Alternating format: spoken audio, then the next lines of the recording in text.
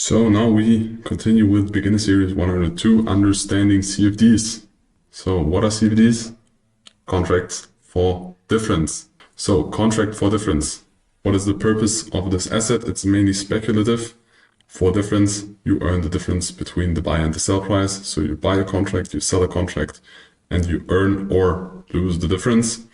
But the contract is orientated or is based on a specific asset. This can be oil, this can be gold, this can be a currency, anything. What or where is it traded? Mainly over the counter.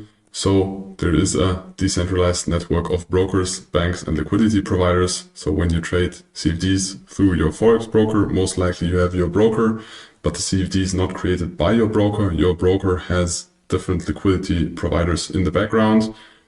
They provide the liquidity so you can buy and sell anytime in the product. And the broker decides if they really execute you or they will continue to send you to the B book. So there's B book and A book.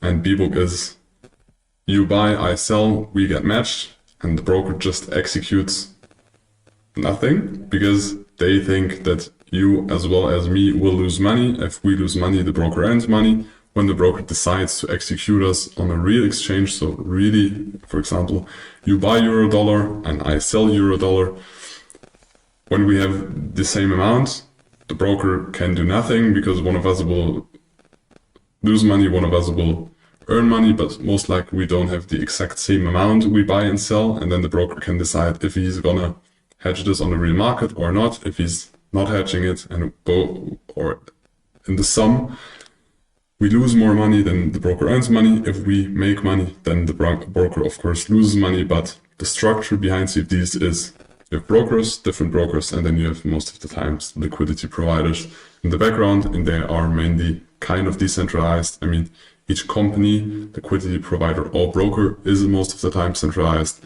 but in the combination, it's kind of a decentralized network. And these are the typical retail Forex MT4 or MetaTrader 4, MetaTrader 5 or prop firm contracts or products you trade on those. There is a higher conflict of interest with the broker because of the reasons I just explained. Yes, there are also brokers that execute real time. I mean, you don't really care if the broker is good, the spreads are low and the commissions are low, and you get your money when you earn money. Everything's fine. I mean, you don't have to care if it's A book, B book, and if you execute it. But as we've seen in the past time, in the prop firm space especially, if there's a big conflict of interest, maybe at some point the company is gonna die and you will not be able to withdraw the profits you made on that broker. So you will need to check for a broker with less conflict of interest. But you need to understand the product, and the product you trade, most brokers are CFDs, contracts for difference. What are the pros of CFDs? You have very low entry barriers and very high leverage. On the brokers, you can trade sometimes 0.01 or even 0.01 lot, so very small position size. Usually when you have a future contract, you have like a minimum size. There are major contracts and minor contracts, but there's a minimum size that is way higher than trading CFDs on those brokers.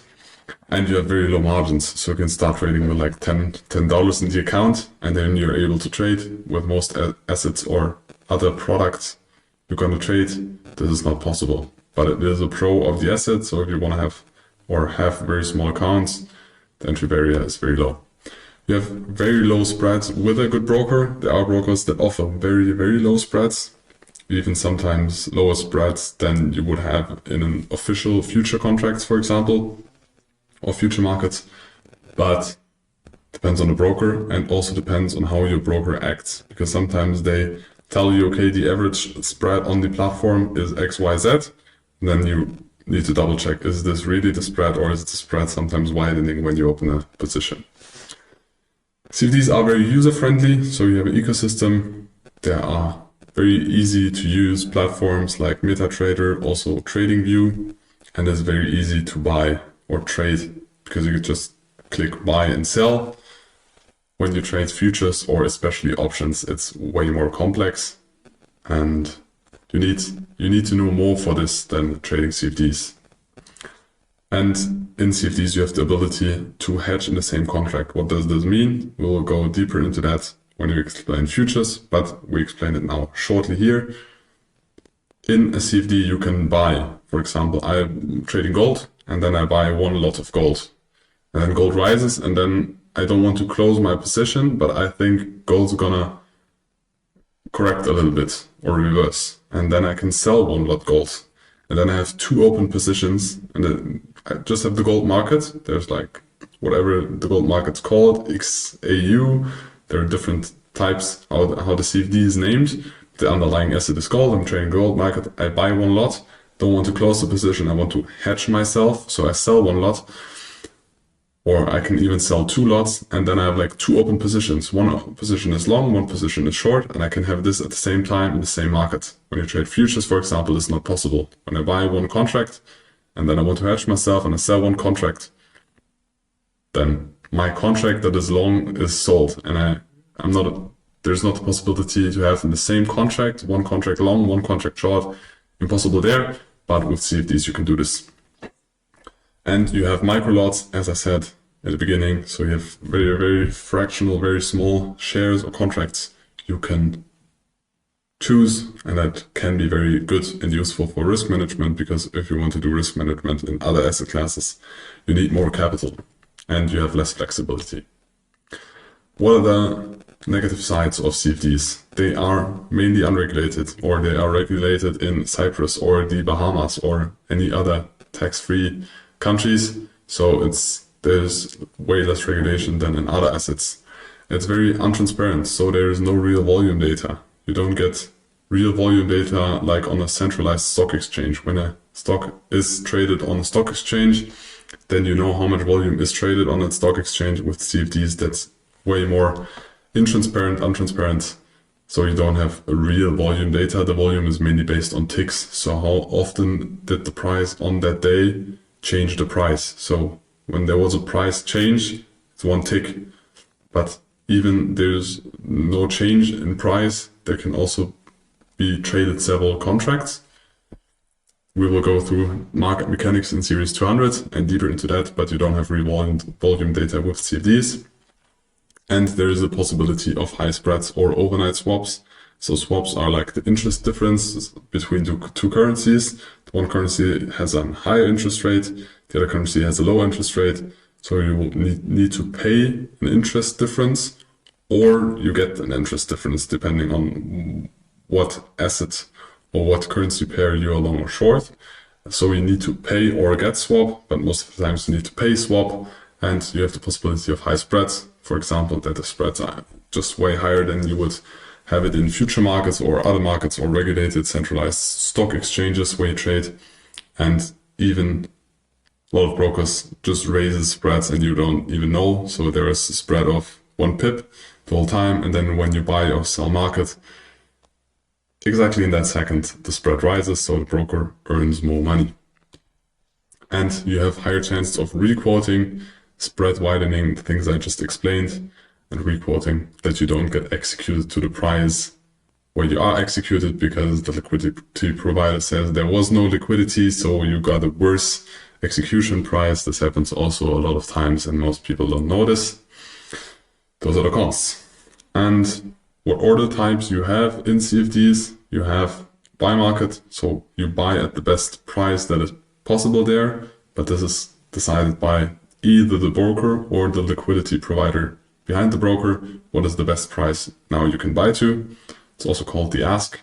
Then you can sell market. This is sell the best, what's the best price now in the second you can sell to. It's also called the bid. And you can just manually close depending on if you have a long position or a short position. You get the best bid or the best ask price. What are the CFD exit orders? You have a take profit. So you close a position at a specific price. Doesn't matter if it's long or short. It's a take profit, but it depends on if it's a sell or a buy in this case. Or you have a stop loss. It's the same. You have a trigger, and then when this trigger is reached, you sell or close the position at the best price, again depending on if you're long or short.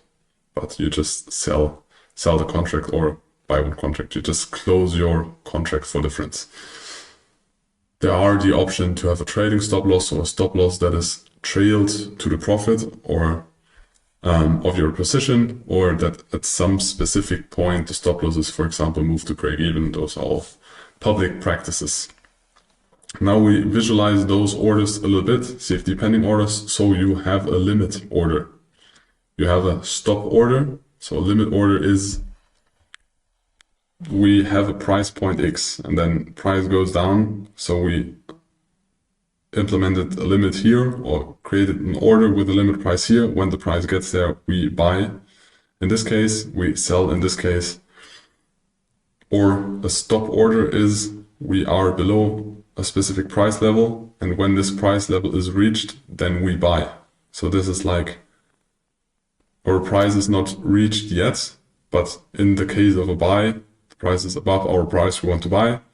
In the case of a stop buy or a buy stop, the price we want to buy is above the current price, but we say when the price reaches that level, then we want to buy. So most of the times we buy into the trend of the market, or we have as the third option, we have a stop limit. So we say the market needs to break through a specific price level. And when it broke the specific price level, then we place a limit order at that price level. Could also be a different price level. It does not need to be the same price level, but I hope you understand the logic. We break through a specific price level in the case of, or in the example of a buy. Of course, all those examples can be vice versa for sell. Buy limit is we buy below the price we are now. Stop. A buy stop is we buy the higher price. When we reach a specific price level, we buy into the market, and a stop limit buy is we reach a specific market point, and then after this trigger happened, then we place a limit. Same for sell. We sell above the current price. We have a sell limit. We have a sell stop. So we sell at a price below the current price level where we place the order, and then we sell the market. And we have the same with a sell stop limit. So we have a trigger of a price level that needs to be reached, and after that, automatically there's placed a limit order. Now, what is important for, or what is the checklist for choosing a good CFD broker? Low spreads and commissions. Because you will pay them, you will need to earn them. Otherwise, the market's against you. You have a 50-50% of chance of winning and losing when you click buy and sell. But the percentage that is against you, like in the casino, the one green filled in roulette or the zero, this is the spread and commission in trading. And those should be as low as possible, because the higher they are, the more likely it is that you will lose money. You can compare them on forexbenchmark.com. Secondly, it should be regulated with financial authorities. We named some different here depending on where you are. In Germany, for example, the financial authority is the BaFin, but there are different financial authorities in different countries, and you should choose one that you trust. Third, there should be a negative balance protection. There has not always been. In Europe now there is one. So I think 10 years ago, I think even 5 years ago, not 100% sure when it changed, but it was possible that you trade and that you go in debt. So the broker gives you automatically a loan because your position went hardly negative. And then the broker puts allowed that you need to pay more money than you invest in the broker. So you send 1,000 euros to the broker and you lost 2,000 euros, and then you need to send to the broker another 1,000, then you're even. And that should be protected, that you're not going to get sued if, or you don't even have the possibility to lose more money than there is in your broker account. Then you should have segregated accounts. So the money of the broker is on a different bank and not the broker's bank. So even if the broker goes bust, you still get your money back because it is with another bank. And of course, the reviews, reputation and history. How good is the customer support? Are there payouts? How long does the broker exist, or is it a new one? You need to check this for yourself, check this for your area. And if everything on the checklist gets a tick, then you're good to go.